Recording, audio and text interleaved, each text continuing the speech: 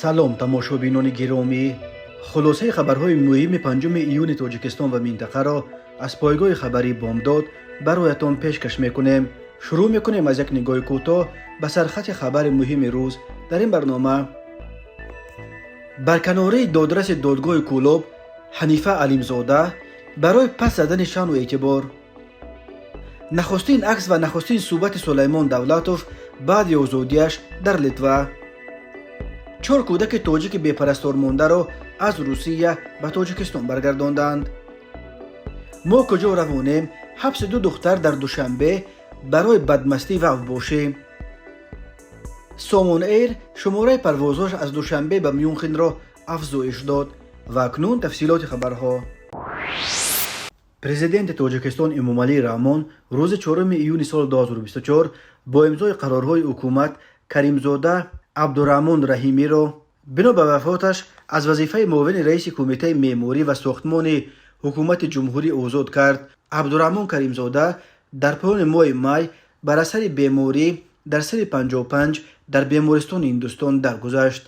پرزیدنت امامعلی رحمان روز 4 ایون همچنین با فرمانش علیمزاده حنیفه اکبر را با دلیل بنابر صادر نمودن کرداری که شان و اعتبار سوده را پست میزند از وظیفه دادرس دادگاه شهر کولوب ولایت ختلان آزاد کرد. حنیفه علیمزاده که قبلا در مقام معاون رئیس دادگاه شهر بختر کار میکرد، سال 2022 به دلیل هنوز نورافشن به وظیفه خیلی پستر دادرس عادی در دادگاه شهر کولوب تعیین شده بود. او در وقتش قاضی پرونده ادوکات سید نورالدین شمس‌الدینوف بود. شمس‌الدینوف را در پایان سال 2020 به 8 سال و 6 ماه زندان محکوم کرد، ولی او حکمش را انتقام مقامات برای آشکار کردن حالتهای زیاد کروپسیونی نامید و حنیفه علیمزاده را در بی‌عدالتی عیبدار میکرد. درباره به چه کردار راه دادن حنیفه علیمزاده یگان معلومات داده نشده است، ولی در فرمانهای پرزیدنت در مورد برکناری دادرس‌ها تعبیر بنا بر صادر نمودن کرداری که شان و اعتبار سوده را پست میزند در حالت به کار برده می شود که اگر آن دادرس یا سودیا با یگان جنایت کروپسیونی اساساً برای گرفتن پوره به دست افتاده باشد، دادرسی که با چنین دلیل آبرو ریزنده برکنار می شود، دیگر حق کار کردن در نظام دادگاهی را کاملا از دست می دهد. تازه ماه فوریه سال روان امامعلی رحمان با چنین تعبیر 2 دادرس عبدالرحمنزاده بختیار از وظیفه رئیس سود نویه 5 و مجیدزاده فردوس از وظیفه سودیه سود شهر لیوکند برکنار کرده بود. اگنسی مبارزه با کروپسیا بعداً خبر داد که عبدالرحمنزاده در چندین مورد از کار افتادگان برای سبکتر کردن جزاهای سودشوندگان یا به منفعت یگان طرف حل کردن بحث‌های دادگاهی در مجموع به مبلغ 128800 سومونی پوره گرفته است. دادگاه‌های تاجیکستان از نهادهای از همه فساد زده در این کشور به شمار می‌روند. کارافتادگان میگویند بدون دادن پوره حل کردن یگان مشکل در دادگاه‌های تاجیکستان به یک امر تقریبا ناممکن تبدیل یافته است. فعال مخالف تاجیک سلیمان دولتوف بعد 2 ماه بازداشتش در لیتوا آزاد کرده شد. خبر آزادیش را در نخستین مصاحبه‌اش با پایگاه خبری بامداد خود سلیمان دولتوف شب 4 به 5 ایون سال 2024 تصدیق کرد.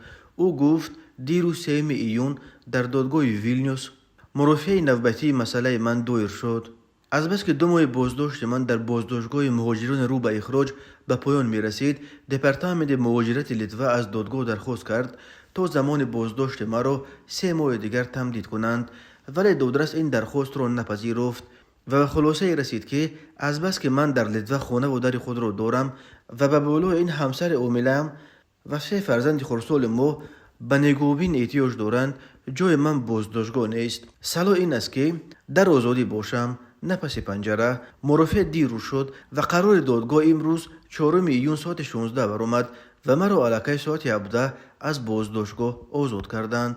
سلیمان دولتوف در صحبتش به بامداد به آزادی رسیدنش بعد 2 ماه بازداشتش را نشانه پیروزی نامید و گفت به عقیده من این یک قدم بزرگ به سوی پیروزی است. ما به مبارزه خود تا زمان لغو قرار بیکار کردن مقام پناهندگی من دوام میدیم. من باور دارم که ما به این همه نائل میشویم چون که حقیقت و عدالت هر دو در طرف ماست. سلیمان دولتوف زاده شهر وحدت و عضو سابق حرکت اپوزیسیونی فعالیتش فعلا در تاجیکستان ممنوع گروه 24 و انجمن نیروهای سازنده تاجیکستان که 38 سال دارد و از سال 2015 اینک 9 سال باز همچون پناهنده سیاسی همراه زن و فرزندانش در لیتوا به سر میبرد.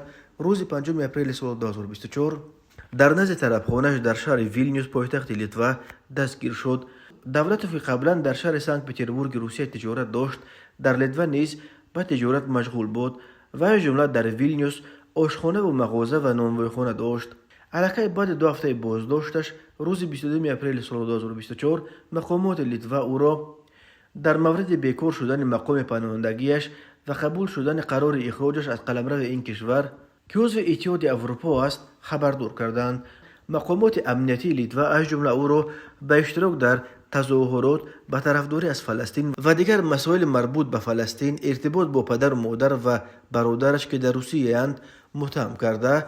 در این همه تهدید به امنیت لیتوا را مشاهده کردند و در این زمان اداره مهاجرت لیتوا به خلاصه رسیده بود که از بس که دولت و دیگر عضو گروه 24 نیست، در صورت اخراجش به تاجیکستان گویا تحت تعقیب و بازداشت قرار نخواهد گرفت. سلیمان دولتوف از این قرار شکایت ورد و طلب داشت که تا انجام بررسی شکایتش او را آزاد کنند. در مراجعتنامه‌اش دولتوف از حکومت و مقامات دادگاه لیتوا دعوت کرده بود که اتهامات به ضد او اعلام کرده دپارتمنت امنیت دولتی را موشکافانه تفتیش کنند، چون که به باوری خود او این اتهامات هم بر اشتباه، نافهمی و بیانات ساخته و بافته اساس یافتند. او همچنین به پهلوی انسانی قضیهش تاکید کرده نوشته بود که همسرش تاوان مستقلانه نگاهبین کردن 3 فرزند خلصارش را که همگی از 2 تا 5 سال دارند ندارد و به بالای این حالا باز هم حامل است. سلیمان دولتوف بعد سال 2017 از عضویت رسمی سازمان‌های اپوزیسیونی دست کشید، ولی در اینترنت همچنان فعال بود و سیاست‌های حکومت کنونی تاجیکستان و همزمان از رهبران مخالفین انتقاد می‌کرد. سفارت تاجیکستان در روسیه خبر داد که با 4 کودک تاجیک در روسیه بی پرستار مانده به تاجیکستان برگردانیده شدند. سفارت در اطلاع کوتاهش گفت 3 ایون سال 2024 با مساعدت خدمات کنسولی سفارت جمهوری تاجیکستان در فدراسیون روسیه 4 نفر شهروندان نابالغ جمهوری تاجیکستان که در فدراسیون روسیه بی پرستار مانده بودند طبق سازشنامه کیشنیوف اوید به همکاری‌های دولت‌های عضو اتحاد دولت‌های مستقل اوید به برگردانیدن شهروندان نابالغ به جمهوری تاجیکستان برگردانیده شدند. درباره اینکه به چه سبب این 4 نابالغ در روسیه بی پرستار ماندند در اطلاع سفارت چیزی گفته نشده است، ولی در اکثر موردها فرزندان نابالغ مهاجران تاجیک در صورت مرگ والدان آنها و یا به یگان گناه بازداشت و زندانی شدنشان در روسیه بی پرستار میمانند. در روسیه بنا به حسابها تا 1 میلیون مهاجر تاجیک کار و زندگی میکند. مبلغ‌هایی که از روسیه و اساساً با شرافت مهاجران به تاجیکستان فرستاده میشوند یک منبع اساسی تامین زندگی اکثر خانواده‌ها و هم یک عامل اساسی حرکت عربه تجارت و اقتصاد این کشور دانسته می شود. هزاران نفر از مهاجران تاجیک همراه خود زن و فرزندانشان را نیز به مهاجرت میبرند، ولی در مسافرت گاه اتفاقهای گوناگون پیش میآیند که باعث در شرایط مشکل افتادن و بی پرستار ماندن فرزندان این مهاجران در ملک غربت میشوند. همین طور بسیاری از مهاجران تاجیک در روسیه با زنان محلی و یا با شهروندان کشورهای دیگر ازدواج کرده از آنها صاحب فرزند میشوند، ولی بنا به وجود مشکلات زیاد حقوقی در برخی موردها پدران تاجیک از حق و امکان نگاهبین فرزندان خود محروم میشوند و این طفلان یا در دست مادران روسشان میمانند و یا به یتیمخانه میافتند. برخی دیگر از کودکانی که در ملک غربت بی پرستار میمانند فرزندان زنان مهاجر از تاجیکستان از علاقه‌های جنسی نامشروع آنها در دوران مهاجرت است. این زنان از ترس اینکه در تاجیکستان شرمنده نشوند از فرزندان در مسافرت به دنیا آوردهشان دست میکشند و در این حالت نیز سفارت دست به کار میشود تا این فرزندان تاجیک را به وطن بفرستد. موردهای نیز است که مهاجران تاجیک به وطن برگشته زن و فرزندان در روسیه مانده خود را فراموش میکنند و برخی از آن مادران تنها مانده میوه ازدواج خود با مهاجران تاجیک را به یتیمخانه ها سپرانده نمیشوند. در چنین صورت مقامات روسیه باید نهادهای دیپلماتی تاجیکستان را در جریان گذارند و دیپلمات‌های تاجیک در پی به وطن و به پیش خویشاوندانشان فرستادن این کودکان میشوند. سفیر سابق تاجیکستان در روسیه عبدالمجید دوستیف بار در این مسئله گفته بود که تاجیکستان فرزندان پرتوی ندارد و همه کودکان تاجیک را مادروار به آغوش میگیرد، تربیت میکند و به وای میرساند. تماشابینان عزیز، یادآور میشویم خلاصه مهمترین اخبار تاجیکستان را از پایگاه خبری بامداد تماشا دارید. برنامه را ادامه میدهیم. مرکز مطبوعات کمیته حالتهای فوق‌العاده تاجیکستان روز 4 یونیو سال 2024 خبر داد که باز 2 نفر در آب غرق شدند. بنا به اطلاع کمیته روز 1 یونیو سال 2024 تقریبا ساعت 16:00 یک ساکن 15 ساله شهر بختار هنگام آب‌بازی در کانال بیبی خانم غرق شد. برای جستجوی جسد یک گروه عبارت از 13 نجات بخش از حراست حالتهای فوق‌العاده ولایت ختلان به جای حادثه سفر برگردیده. جستجو قریب 2 شبانه روز ادامه یافت و تنها صبح 3 میلیون تقریبا ساعت 10 جسد نورس جوانمرگ را تقریبا 800 متر پایین‌تر از جایی که غرق شد پیدا کردند. روز 3 میلیون سال 2024 هنگام آب‌بازی در حوض پایان کریر شرکت سامان سنگریز در نویه رودکی یک نورس 14 ساله از دهه بهارستان جماعت دیهات چارگلتپه نویه رودکی زیر آب شد. با نجات بخشان کمیته حالتهای فوق‌العاده تنها بعد چند ساعت جستجو میسر شد که جسد نورس را پیدا کنند و از آب بیرون بیارند. تحلیل حادثه های ناخوش غرقشوی نشان میدهد که یک سبب عمده هلاکت آدمان در آب این آب‌بازی کردن آنها در مکانهای برای آب‌بازی نامناسب و حتی ممنوع بوده. همچنین ندانستن قاعده‌های آب‌بازی و آب‌بازی در حالت مستی از سبب‌های دیگر عمده غرقشوی مردم است. در مورد کودکان باشد یک سبب اساسی آنها را به نظارت ماندن والدان نامبر می شود. خسته شدن هنگام آب‌بازی یا گرما و سرما زدن آب‌بازان از دیگر سبب‌های غرقشوی نام برده می شود. کمیته حالتهای فوق‌العاده بار دیگر از شهروندان خواسته است که در لب آب و درون آب خیلی هوشیار باشند، نسبت به بی‌خطری خود فارغ‌بالی نشان ندهند و جان خود را در خطر و نزدیکان خود را در ماتم ناندازند. شرکت هواپیمایی سامون ایر روز 4 یونیو سال 2024 از افزایش شماره پروازهایش در سمت دوشنبه میونخن دوشنبه خبر داد. بنا به گزارش خدمات مطبوعات سامون ایر الکی از 5 میلیون این شرکت هواپیمایی پروازهایش را از دوشنبه به میونخن هفته 2 مرتبه روزهای چهارشنبه و شنبه انجام خواهد داد. شرکت گفت زیاد شدن پروازها بین دوشنبه و میونخن برای مسافران هنگام به نقشه‌گیری سفرهایشان امکانات‌های بیشتر فراهم می‌آورد.